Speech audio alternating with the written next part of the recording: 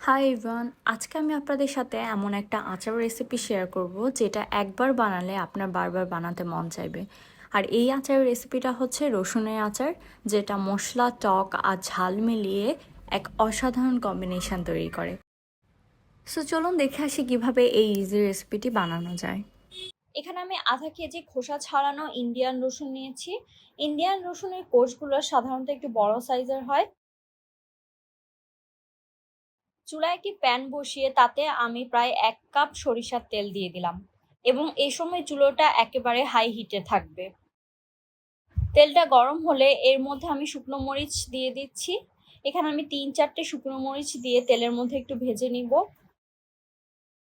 আগে থেকে ভেজে গুঁড়ো করে রাখা 5 ফোড়ন দিয়ে দিচ্ছি 1 টেবিল চামচের মতো। 5 ফোড়নটা তেলের সাথে ভালো করে ভেজে নিচ্ছি। তেলে বলক চলে আসলে আমি রসুনের কোষগুলো এবার ভাজার জন্য দিয়ে দিচ্ছি এবং 5 থেকে 10 মিনিটের মতো তেলে ভেজে নেব। এরপর দিয়ে দিচ্ছি 1 চা চামচ লাল মরিচের গুঁড়া, আধা চা চামচ হলুদ গুঁড়া, 1 চা চামচ লবণ, 2 চা চামচ তেঁতুল দিয়ে দিব। সব উপকরণ ভালো করে একটু মিক্স করে ভেজে নিচ্ছি। যেহেতু আচারটা আমি দীর্ঘদিন সংরক্ষণের জন্য ব্যবহার করব, সেজন্য আমি এখানে প্রায় 2 টেবিল চামচের মতো ভিনেগার দিয়ে দিচ্ছি। আচারটাকে আমি মিডিয়াম হিটে 5 থেকে 10 মিনিটের জন্য চুলায় রেখে দেব। রসুনটা যখন হালকা নরম হয়ে যাবে তখন আমি চুলোটা বন্ধ করে দিব এবং আচারের প্যানটাকে কিন্তু আমি চুলো থেকে নামাবো না।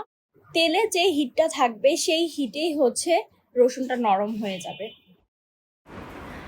ঝটপট রেসিপিতে তৈরি করে ফেললাম রসুনের আচার। আর একটা এয়ারটাইট কন্টেনার বক্সে আপনারা এই রসুনের আচারটা সংরক্ষণ করতে পারবেন প্রায় 1 মাসের মতো। আর 1 মাস হওয়ার আগেই ট্রাস্ট মি আপনার রসুনের আচারটা শেষ হয়ে যাবে। আপনি যে কোনো কিছুর সাথে এই রসুনের আচার সার্ভ করতে পারবেন। আর এই রসুনের আচারটা আপনার যে খাবারের সাথেই ট্রাই করেন না কেন, তার টেস্টটা অনেকখানি এনহ্যান্স করে দিবে এই আচারটা। আর অনেস্টলি স্পিকিং, এটার টেস্ট কমপ্লিটলি ডিফারেন্ট। আর এই আচারে একটা বিটার সুইট টেস্ট আছে এবং তার সাথে রসুনের যে স্মেলটা, এটা আপনার খাবারকে অন্য মাত্রায় নিয়ে যাবে। আই এম শিওর যে একবার ট্রাই করলে আপনি এটার প্রেমে পড়ে যাবেন। আর এটা এমন একটা রেসিপি যা খুব সহজেই তৈরি করা যায়।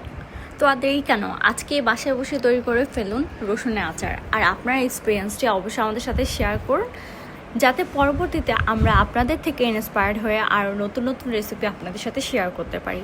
নেক্সটে দেখা হবে নতুন কোনো রেসিপির সাথে। ততদিন পর্যন্ত আপনারা ভালো থাকবেন, সুস্থ থাকবেন। আর অবশ্যই আমার চ্যানেলটি যদি এখনও সাবস্ক্রাইব করে না থাকেন, তাহলে এখনই বেল আইকনে গিয়ে প্রেস করে সাবস্ক্রাইব করে আমাদের সাথে থাকুন। আর যদি রেসিপিটি ভালো লাগে তাহলে লাইক, কমেন্ট এবং শেয়ার করতে অবশ্যই ভুলবেন না।